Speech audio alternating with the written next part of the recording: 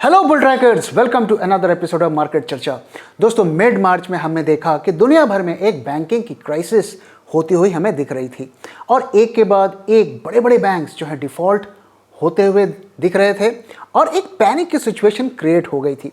इसके बाद दुनिया भर के गवर्नमेंट्स, सेंट्रल बैंक्स वो हरकत में आए, क्योंकि जैसा कि मैंने बताया कि बैंक्स जो हैं इंटरडिपेंडेंट होते हैं और इंटरकनेक्टेड होते हैं। तो किसी भी बैंक का गिरना जो है सिर्फ उसे हम आइसोलेशन में नहीं देख सकते हैं, उसका एक कैस्केडिंग इफेक्ट जो है इंटरनेशनली भी पड़ सकता है, जैसा कि हमने कई बड़े बैंकों के केस में देखा। तो दुनिया भर के गवर्नमेंट्स और सेंट्रल बैंक्स हरकत में आए, उन्होंने सिचुएशन को कंट्रोल किया और उसका इफेक्ट हमें मार्केट में होता हुआ दिखा। बैंकिंग क्राइसिस स्टेबलाइज्ड होती हुई दिखी और मार्केट ने उस सिग्नल को पकड़ा और उसके बाद से हमें मार्केट में अच्छी खासी रिकवरी होती हुई दिखी। और पिछले कई दिनों से जैसा कि आप देख रहे हैं कि मार्केट्स अप जा रहे हैं और ये मार्केट सिर्फ इंडिया के ही नहीं जा रहे हैं ऊपर, दुनिया भर के मार्केट्स ऊपर जा रहे हैं। और इनका आइए एक पहले कंपैरेटिव स्टडी करते हैं कि कौन से मार्केट ने कितना अच्छा परफॉर्म किया। और अभी कंपैरिजन हम मार्च 15, 2023 से आज तक के डेटा का कर रहे हैं। तो इसमें आप देखिए, निफ्टी ने करीब 4.95% का रिटर्न दिया इस इंटरवल में, यानी कि मार्च 15 से आज तक, यानी कि अप्रैल 12 तक। एफटीएसई ने 6.63% का रिटर्न दिया, डाउ जोन्स ने 5.68% का रिटर्न दिया और हैंगसेंग ने 3.95% का रिटर्न दिया। वहीं अगर हम सिर्फ 2023 यानी कि जनवरी से अप्रैल तक का अगर रिटर्न देखें तो निफ्टी का रिटर्न नेगेटिव में रहा और बाकी के रिटर्न्स पॉजिटिव में रहे। तो अगर हम देखें, चाहे हम मार्च 15 से अभी तक का लें, चाहे 2023 का लें, जो बेस्ट परफॉर्मिंग मार्केट हमें नज़र आ रहा है वो एफटीएसई आ रहा है और उसके बाद हमें डाउ जोन्स आ रहा है, दोनों केसेस। तो दोस्तों, आज से 1-1.5 साल पहले हम कहते थे और बाहर के लोग भी कहते थे कि इंडिया के मार्केट्स बेस्ट परफॉर्मिंग मार्केट्स हैं, लेकिन अब उसमें एक बदलाव होता हुआ दिख रहा है। और ये सोचने वाली बात है कि कहीं ये जो बेस्ट परफॉर्मिंग मार्केट से थोड़ा अंडर परफॉर्मेंस होता हुआ हमें दिख रहा है, क्या इसकी वजह जो अदानी वाली क्राइसिस है कहीं वो तो नहीं? आपको क्या लगता है, ज़रूर शेयर करिएगा, क्योंकि ये पता लगाना बहुत मुश्किल है कि क्यों अचानक से हम अंडर परफॉर्म कर रहे हैं। हो सकता है ये एक टेम्पररी अंडर परफॉर्मेंस हो और आने वाले कुछ महीनों में वापस से हम बेस्ट परफॉर्मिंग मार्केट्स हो जाएं।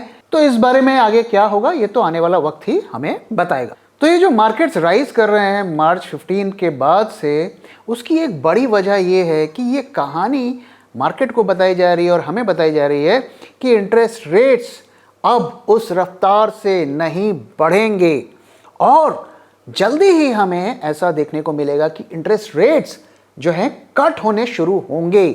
और इसी से रिलेटेड इस वीडियो में मैं आपके साथ कुछ फैक्ट्स प्रेजेंट करने जा रहा हूं।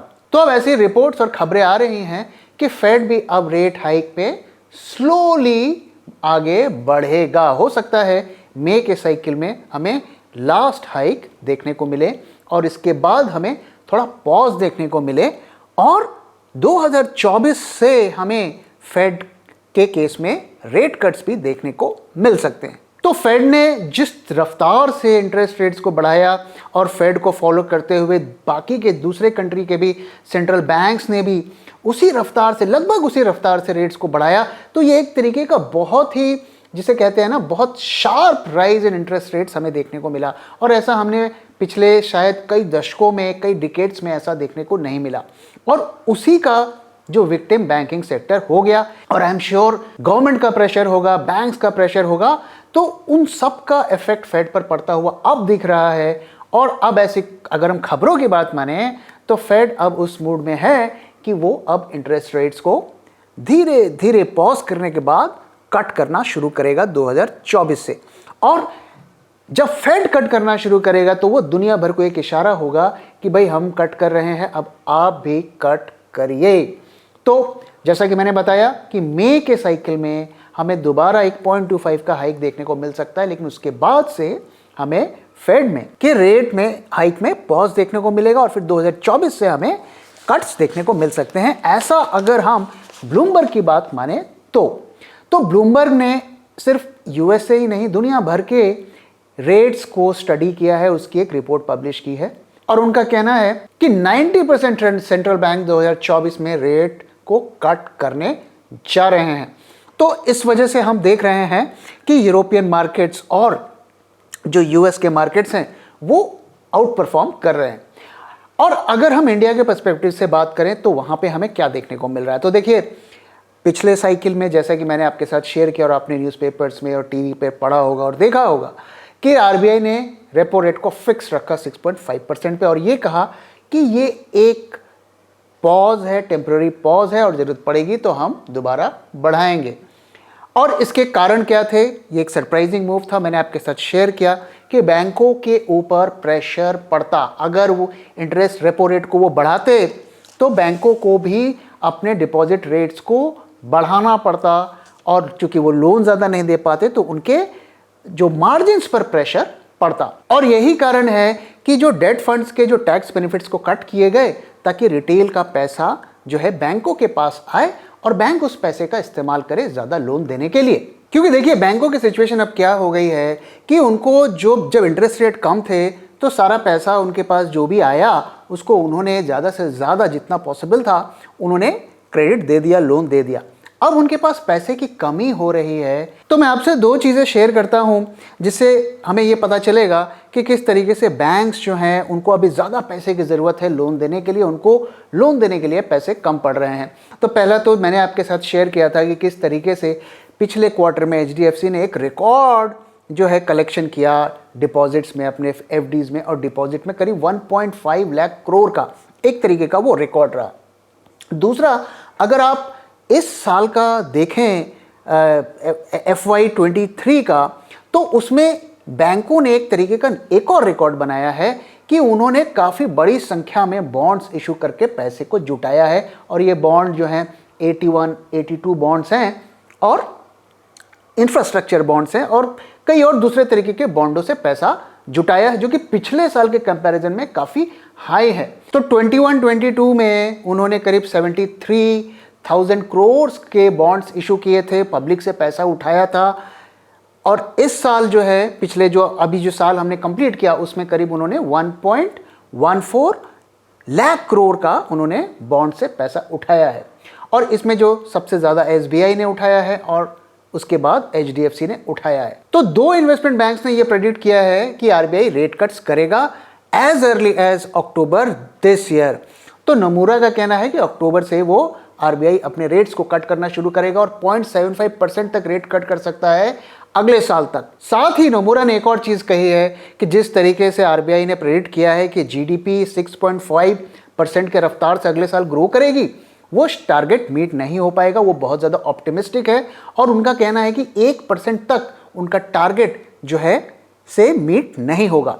वहीं सिटी ग्रुप भी का भी वही मानना है लेकिन उनका थोड़ा सा व्यू डिफरेंट है। वो कहते हैं कि इस साल आरबीआई अब रेट नहीं बढ़ाएगा और अगले साल से फर्स्ट क्वार्टर और सेकंड क्वार्टर में 0.25 और 0.25 की कटौती करेगा।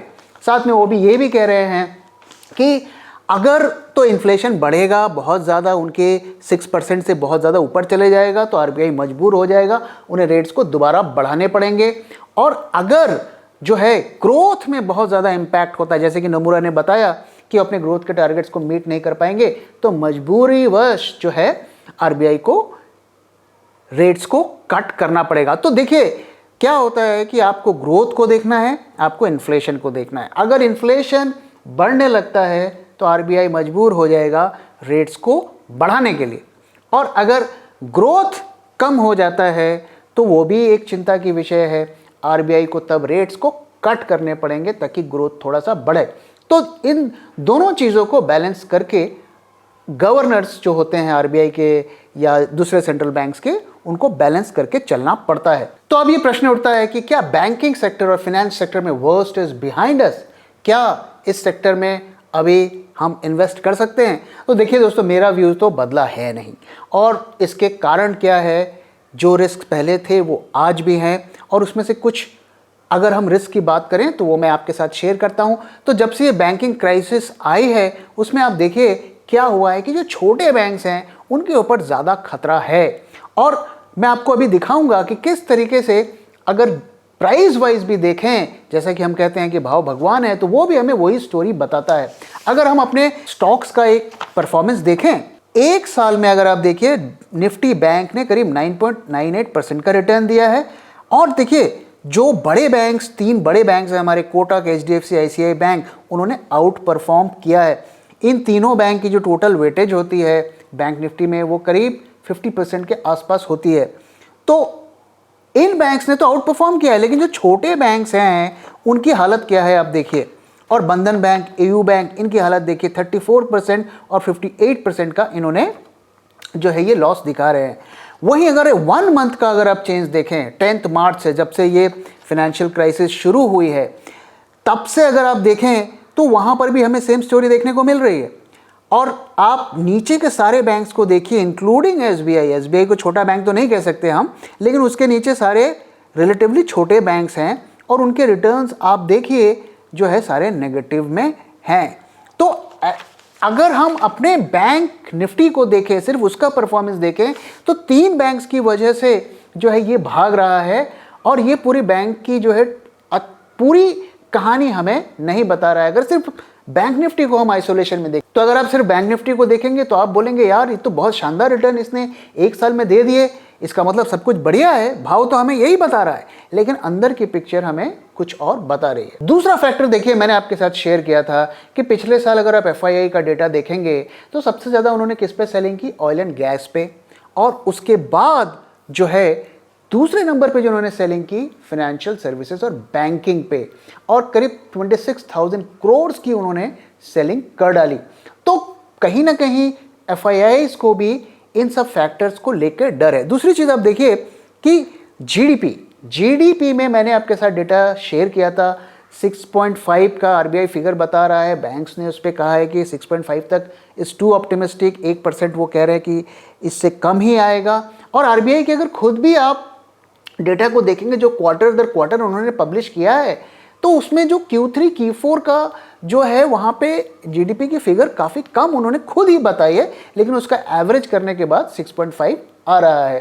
तो अगर जीडीपी नहीं बढ़ेगी तो बैंक के स्टॉक्स कैसे बढ़ेंगे, ये भी एक बड़ा क्वेश्चन। दूसरी चीज़, अगर हम इंडियन बैंक्स की जो परफॉर्मेंस की बात करें, देखिए ठीक है आपके पास कैपिटल की कमी नहीं होगी, कोई क्राइसिस नहीं है, लोग को मजबूरन बैंक में पैसा रखना है, घर में तो रख नहीं पाएंगे, तो पैसे उनके पास आ जाएंगे और लोन देने के लिए भी वो कस्टमर खोज खाज के दे देंगे। लेकिन उनका जो मार्जिन है वो श्रिंक होता हुआ नज़र आता हुआ हमें दिख रहा है। और उसकी वजह क्या है कि देखिए पैसा अब जो है उनके पास जितना था, जैसा कि मैंने बताया, वो तो लोन दे दिया है। अब जो फ्रेश बॉन्ड इशू करेंगे तो उनको ज़्यादा इंटरेस्ट देना पड़ेगा। अगर वो और ज़्यादा सेविंग्स बैंक में लोगों का पैसा लाने की कोशिश करेंगे तो उनको फिर इंटरेस्ट रेट्स भी बढ़ाने पड़ेंगे। तो आपको किसी न किसी तरीके से आपको जो पैसा मिलेगा, आपके पास आएगा, वो ज़्यादा रेट पर ही आएगा। और लोन भी अगर आप बहुत ज़्यादा लोन का रेट बढ़ा देंगे तो फिर आपके लोन भी नहीं बिकेंगे। तो जो डिफरेंस है जिसे हम नेट इंटरेस्ट मार्जिन NIM कहते हैं, उसमें जो है अब वो प्रेशर में आने शुरू होंगे और इसका जो रिजल्ट है हमें अगले साल से मिलता हुआ दिखेगा। और यही शायद एक बहुत बड़ा रीज़न है ये जीडीपी का फैक्टर और ये NIM का फैक्टर, जिसकी वजह से FIIs ने फाइनेंशियल सेक्टर में इतनी बड़ी सेलिंग की है। तो अगर अभी आप देखें तो जो टॉप 3 बैंक्स हैं वो तो वेल प्लेस्ड हैं, उनको कोई बड़ी बात नहीं है। और इसके साथ हम SBI को भी उसमें जोड़ सकते हैं क्योंकि वो भी एक गवर्नमेंट का बड़ा बैंक है। इसके अलावा बाकी बैंक्स में आप देखें तो वो बैंक्स तो खास करके प्रेशर में रहेंगे, NBFCs भी प्रेशर में रहेंगे क्योंकि उनको फंड जुटाना जो है मुश्किल होता जाएगा। तो इस वजह से बैंकिंग सेक्टर मेरे हिसाब से तो नो है। बाकी अगर आपको करना ही है तो आप बड़े बैंक्स को ही पिक करिए, छोटे बैंक्स में वैल्यू हंटिंग करना शायद बहुत समझदारी का काम नहीं होगा। तो दोस्तों इसी के साथ इस वीडियो को मैं यहाँ पे ख़त्म कर रहा हूँ। और आपको क्या लगता है दोस्तों, क्या बैंकिंग क्राइसिस वाकई में ख़त्म हो गई है? ज़रूर अपना व्यू शेयर करिएगा। और आज मैं निफ्टी बैंक निफ्टी की एनालिसिस नहीं कर रहा हूँ, कल एक्सपायरी है, एक्सपायरी में देखते हैं क्या होता है और फिर मैं दोबारा वो एनालिसिस आपके लिए लेकर आऊँगा। तो thank you very much for watching and thank you for your time.